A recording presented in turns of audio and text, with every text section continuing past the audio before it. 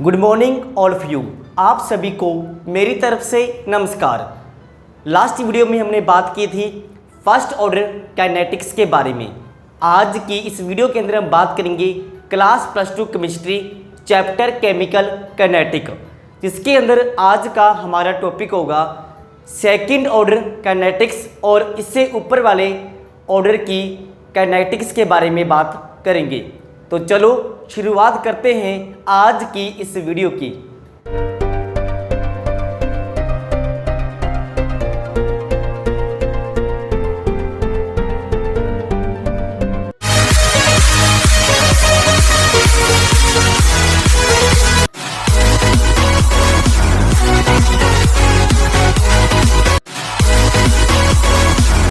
तो हम बात करेंगे सेकंड ऑर्डर काइनेटिक्स के बारे में।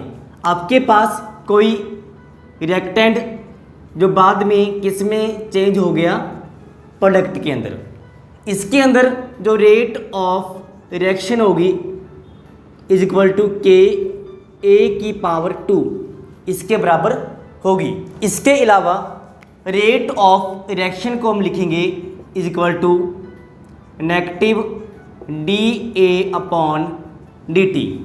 दोनों इक्वेशन को इक्वल में रखेंगे तो आपके पास आएगा K A square negative D A upon D T. Cross multiply करने के बाद आपके पास आएगा इस टाइप से इंटीग्रेशन बोथ साइड। तो 1 का इंटीग्रेशन जो होगा वो होगा T is equal to a 1 upon a square का इंटीग्रेशन, ये हमारे पास आएगा नेगेटिव 1 अपॉन ए प्लस में C, negative negative plus K T is equal to 1 upon A plus C. जब टाइम 0 होगा तो उस कंडीशन के अंदर आप ए को पुट करोगे ए नॉट के बराबर इक्वेशन नंबर 1 के अंदर। तो k into 0 is equal to 1 upon A not plus C. तो c आपके पास आएगा negative 1 upon A not. c की वैल्यू को इक्वेशन नंबर 1 के अंदर पुट करेंगे K T is equal to 1 upon A negative 1 upon A not. तो आपके पास k आएगा 1 upon T 1 upon A minus 1 upon A not. अगर हम सेकंड ऑर्डर के हाफ लाइफ पीरियड की बात करें तो ऐसा टाइम जब कंसंट्रेशन ऑफ रिएक्टेंट हाफ रह जाएगी, तो इसके अंदर हम ए को पुट करेंगे A is equal to A not by 2। इस इक्वेशन के अंदर पुट कीजिए, आपके पास आएगा k is equal to 1 upon T, A को पुट करेंगे ए नॉट बाई 2, तो 2 ऊपर आएगा ए नॉट नीचे माइनस 1 अपॉन ए नॉट।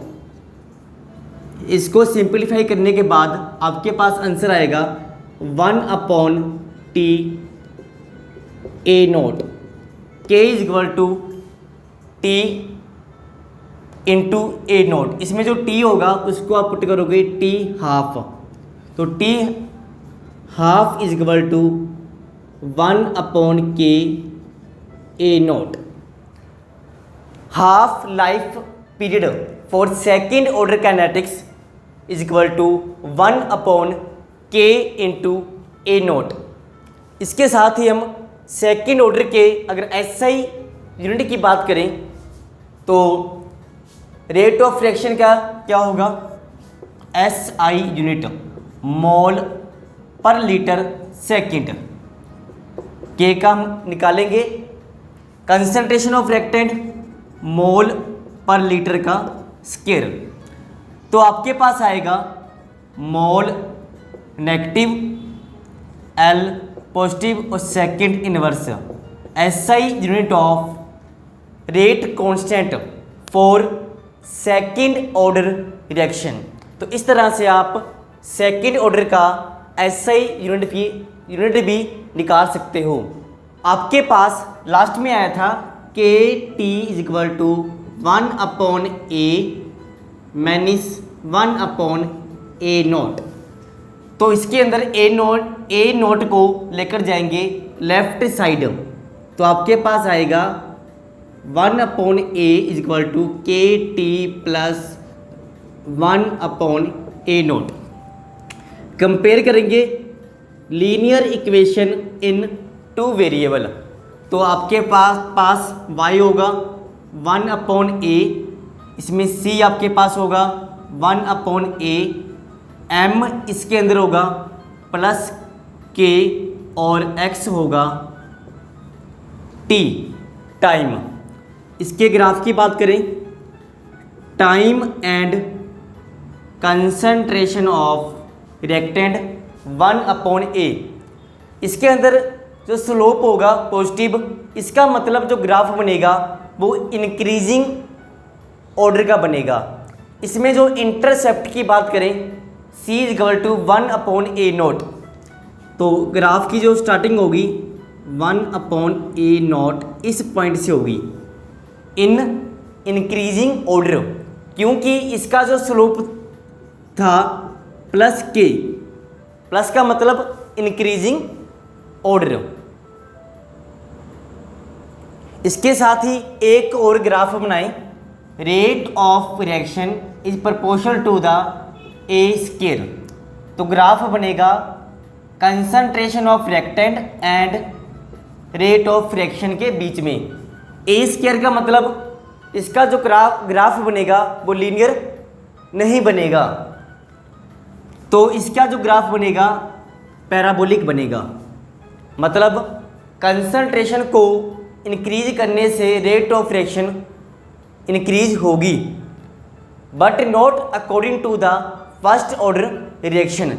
जितनी हम कंसंट्रेशन इंक्रीज करेंगे उससे ज़्यादा रेट ऑफ रिएक्शन इंक्रीज होगी।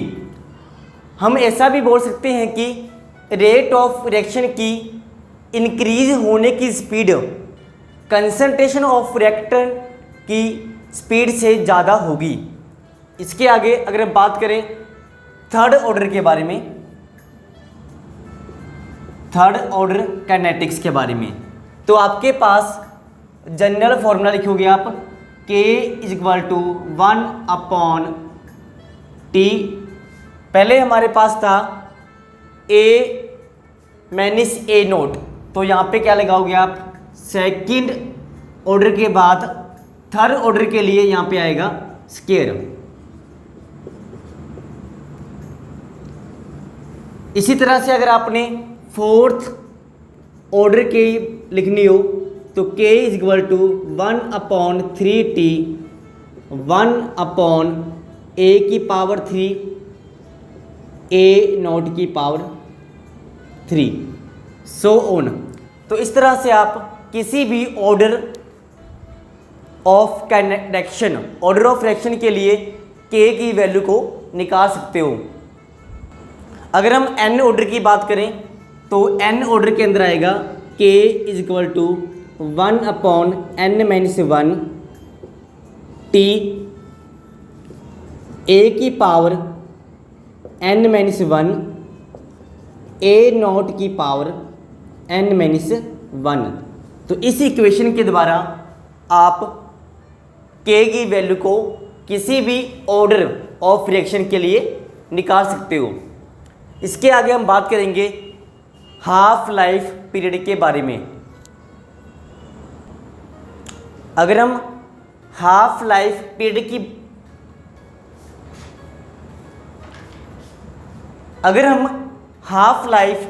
पीरियड की बात करें तो इसका जो जनरल फॉर्मूला होगा t half proportional to a not की power 1-n। t half proportional to the a not की पावर 1-n।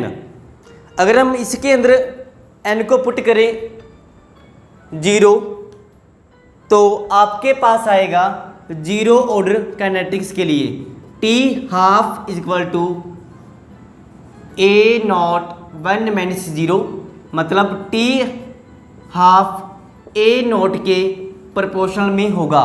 और हमने निकाला भी था कि जीरो ऑर्डर के लिए जो टी हाफ होगा वो बराबर होगा ए नॉट बाई 2k के। अगर हम बात करें general formula for second order and more than the second order kinetics के बारे में, तो टी हाफ का जो जनरल फॉर्मूला होगा टी हाफ इजिकल टू 2 की power n minus 1 n minus 1 into के ए नोट की पावर n माइनस 1। ये किसके लिए होगा? Second order and second order से ऊपर वाली काइनेटिक्स के लिए। फॉर एग्जांपल आपके पास टी अगर n इज इक्वल टू 2 होगा तो T half is equal to, इसमें पुट करेंगे n को 2 में से बन गए 1 इंटू के ए नोट की पावर 1। तो यहाँ से इसको सिंपलीफाई करेंगे तो अपने पास आएगा 1 अपॉन के इंटू ए नोट। इस टाइप से आप second and more then second किसी भी ऑर्डर के लिए टी हाफ को इस फॉर्मूले के द्वारा निकाल सकते हो। तो आज का हमारा टॉपिक कंप्लीट हुआ। आज के वीडियो के अंदर हमने बात की सेकंड ऑर्डर काइनेटिक्स के बारे में। इसके साथ ही हमने बात की how can we find the half life period of second order kinetics. इसके साथ ही हमने बात की general formula to find the value of K and also find the value of T half for second order and more than the second order kinetics के बारे में। Video को पूरा देखने के लिए आप सभी का धन्यवाद।